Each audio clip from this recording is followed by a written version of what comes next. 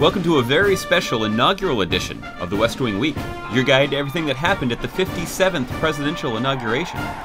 This week, Washington, D.C. was transformed into an historic stage, with an estimated 1 million people on hand to witness the President and Vice President take the oath of office at the United States Capitol.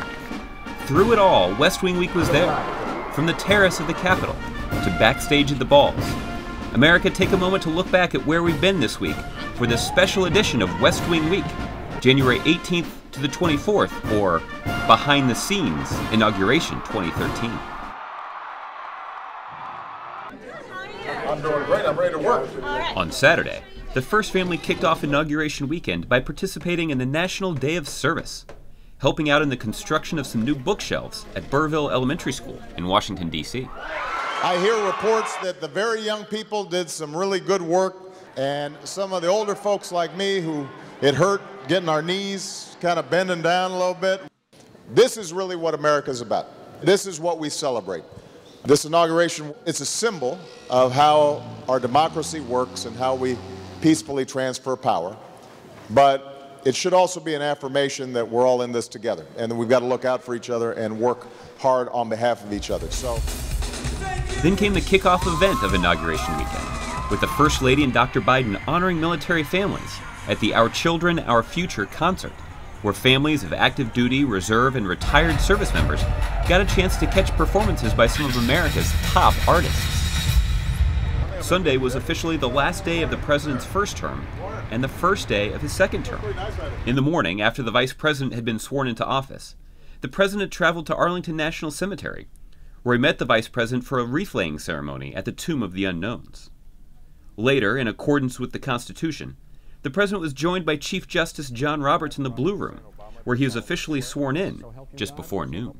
Congratulations, Mr. President. Thank you, Mr. Chief Justice. Thank you so much. Thank you, sweetie. Monday marked the 57th inaugural ceremony in our nation's history. Here's a little look back at that historic day. America's possibilities are limitless, for we possess all the qualities that this world without boundaries demands: youth and drive, diversity and openness, an endless capacity for risk, and a gift for reinvention. My fellow Americans, we are made for this moment, and we will seize it so long as we seize it together.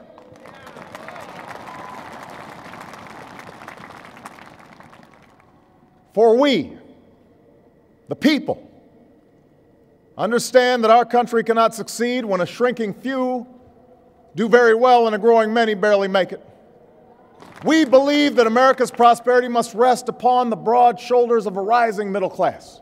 We know that America thrives when every person can find independence and pride in their work, when the wages of honest labor liberate families from the brink of hardship. We are true to our creed when a little girl born into the bleakest poverty knows that she has the same chance to succeed as anybody else because she is an American, she is free, and she is equal not just in the eyes of God, but also in our own.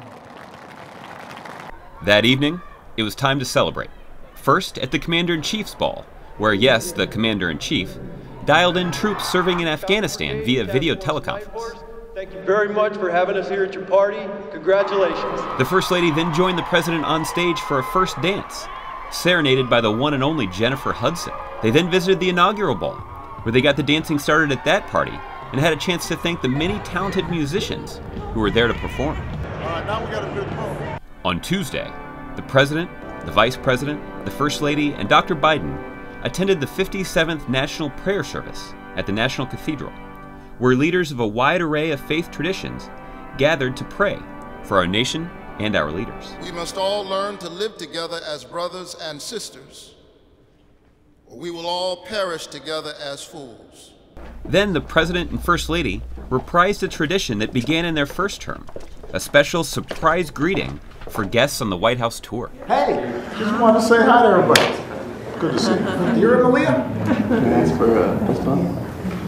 I think Bo thinks your coat might be alive. That's not alive, Bo. Sit. There you go.